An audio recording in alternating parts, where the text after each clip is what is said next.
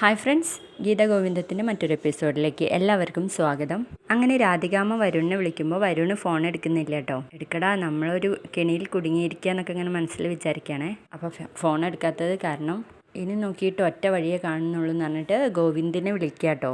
എന്താ അമ്മയെ വിളിച്ചതെന്ന് ചോദിക്കുമ്പോൾ, മോനെ ഗീതുവിൻ്റെ കാര്യത്തിൽ ഞാനൊരു എടുത്തുചാട്ടം നടത്തി. കിഷോറിൻ്റെയും ഗീതുവിൻ്റെയും കാര്യത്തിൽ ഞാൻ വിചാരിക്കുന്ന പോലെ ഒന്നും തന്നെയില്ല. അതൊരു തെറ്റിദ്ധാരണയായിരുന്നു. അതെങ്ങനെയാണ് അമ്മയ്ക്ക് മനസ്സിലായതെന്ന് ചോദിക്കുമ്പോൾ, അതിനുവേണ്ടി ഞാനൊരു ടീമിനെ ഏർപ്പാടാക്കിയിരുന്നു. അവർ തന്ന ഇൻഫോർമേഷൻ കറക്റ്റായിരുന്നു. സുവർണയും കിഷോറും കൂടി എന്നെയും വരുണിനെയും തെറ്റിദ്ധരിപ്പിച്ചു മോനെ എന്നൊക്കെ പറയാം കേട്ടോ ഗോവിന്ദിനോട്. അമ്മയ്ക്ക് ഉറപ്പുണ്ടോ ഇങ്ങനെ ഒരു തെറ്റിദ്ധാരണയാണെന്ന കാര്യം?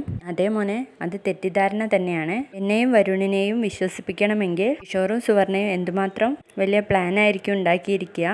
അതിനുള്ള തൻ്റെ ഇടമൊക്കെ അവർക്കുണ്ടോ എന്ന് ചോദിക്കുമ്പോൾ, ഉണ്ട് മോനെ, നീ എന്തായാലും വേഗം ഗീതുവിനെ കണ്ടുപിടിക്കുക. എന്നിട്ട് അവളോട് എനിക്ക് മാപ്പ് അപേക്ഷിക്കണം എന്നൊക്കെ പറയാട്ടോ നമ്മുടെ രാധികാമ്മ. എങ്കിൽ അമ്മ വേഗം ഗസ്റ്റ് ഹൗസിലേക്ക് വാ, ഇന്നത്തോടെ എല്ലാത്തിനും ഒരു തീരുമാനം എടുക്കുക എന്ന് പറയണേ. അങ്ങനെ രാധികാമ്മ ഫോൺ വെക്കുകയാണ്. അതൊക്കെ ഗീതുവിനോടായിട്ട് ഗോവിന്ദ് പറയാണ് കേട്ടോ. അമ്മ ഞാൻ പറഞ്ഞിട്ടാ ഇവിടേക്ക് വന്നതെന്നൊക്കെ ഗീതു പറയുന്നുണ്ട്. കണ്ണേട്ടാ, ഈ രാധികാമ്മയും വരുണും ആണ് കിഷോറിന് എനിക്കെതിരെയുള്ള ആയുധമാക്കി മാറ്റിയത് എന്ന് പറയുമ്പോൾ, അങ്ങനെയായിരുന്നു ഞാനും വിശ്വസിച്ചിരുന്നത്. ഇപ്പം ആ തെറ്റിദ്ധാരണ മാറി എന്ന് പറയാം കേട്ടോ ഗോവിന്ദ്. ഞാൻ ഗസ്റ്റ് ഹൗസിലേക്ക് വരുന്നുണ്ടെന്ന കാര്യം കിഷോറിനെ വിളിച്ച് അറിയിച്ചത് രാധികാമ്മയും വരുണുമാണ്. എന്നിട്ട് എന്നെ ഇവിടെ വെച്ചിട്ട് കൊടുക്കാനുള്ള എല്ലാ പദ്ധതിയും ഒരുക്കി വെച്ചിട്ടാണ് കണ്ണേട്ടനെ രാധികാമ്മ വിളിച്ചതെന്ന് പറയണം കേട്ടോ ഗീതു. എന്നെയും ഗീതുവിനെയും തെറ്റിക്കാൻ വേണ്ടിയിട്ട് ആരാണ് ശ്രമിച്ചത് എനിക്കറിയണം എന്ന് പറഞ്ഞിട്ട് കിഷോറിനോട് ചോദിക്കുന്നുണ്ട്. ആരാണ് നിന്നോട് ഇങ്ങോട്ടേക്ക് ഗീതു വന്നിട്ടുണ്ടെന്ന കാര്യം പറഞ്ഞത് എന്ന് ചോദിക്കുമ്പോൾ, കിഷോർ ഇടയ്ക്ക് വരുണിനെ നോക്കുന്നുണ്ട്. അപ്പോൾ തന്നെ രാധികാമ്മയും വരുണൊക്കെ ഇങ്ങനെ ഞെട്ടി നിൽക്കുകയാണേ. അപ്പോൾ ഗീതു പറയുന്നുണ്ട്, എൻ്റെ ഫോൺ എടുത്തൊന്ന് നോക്കിയാൽ പോരെ എന്ന് ചോദിക്കുമ്പോൾ അജാസ് കുത്തിപ്പിടിച്ച് വാങ്ങുന്നുണ്ട് കേട്ടോ ഫോണ്. അപ്പോഴേക്കും കിഷോർ, എന്നെ വിളിച്ചത് വരുൺ സാറാണ്. അതെ സാർ, എൻ്റെ ഫോണിൽ വന്ന ലാസ്റ്റ് കോള് വരുണിൻ്റേതാണെന്ന് പറയാണ് കേട്ടോ അജാസ്. അപ്പോൾ വരുണിൻ്റെ അടുത്തേക്ക് ഗോവിന്ദ് തിരിയണ സമയത്ത് വരുൺ പറയുന്നുണ്ട്, അതുവരെ എനിക്കറിയില്ലായിരുന്നു പ്ലാൻ എന്താന്നുള്ള കാര്യം. സുവർണയാണ് എന്നോട് പറഞ്ഞതെന്ന് പറയണേ. ആ സമയം തന്നെ രാധികാമ്മ സുവർണയ്ക്കിട്ട് ഒന്ന് കൊടുക്കുകയാണ് കേട്ടോ. എന്നിട്ട് അവളോട് പുറത്ത് പോകാൻ വേണ്ടിയിട്ട് പറയണേ. ഇതിനേക്കാൾ വലിയ ശിക്ഷ അവളുടെ ചെവിക്ക് പിടിച്ച് തിരിച്ചു വിടുകയായിരുന്നു.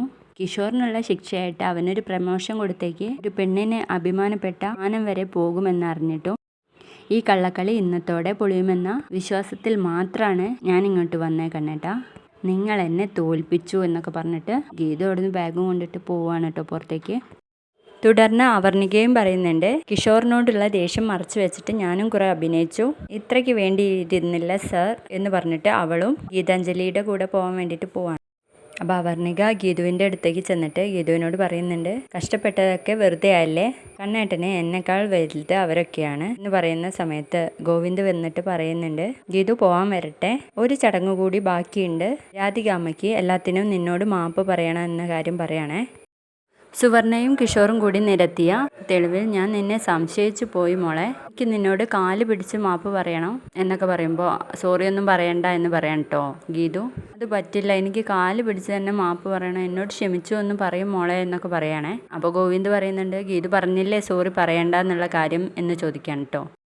അപ്പോൾ രാധികാമ്മ പറയുന്നുണ്ട്, രാമായണത്തിലെ സീതയെ പോലെ പരിശുദ്ധയായ ഇവളെ ഞാൻ സംശയിച്ചല്ലോ, എനിക്ക് കാല് പിടിച്ച് മാപ്പ് പറയണം മോളെ എന്ന് പറയുമ്പോൾ, നിങ്ങൾ കുറേ നേരമായല്ലോ കാല് പിടിക്കും എന്ന് പറയുന്നു. കാല് പിടിക്കാൻ വേണ്ടിയിട്ട് എൻ്റെ കാലിങ്ങനെ കാത്തിരിക്കുകയാണ്, എന്താ പിടിക്കുന്നില്ലേ എന്ന് ചോദിക്കുകയാണ് കേട്ടോ ഗീതു.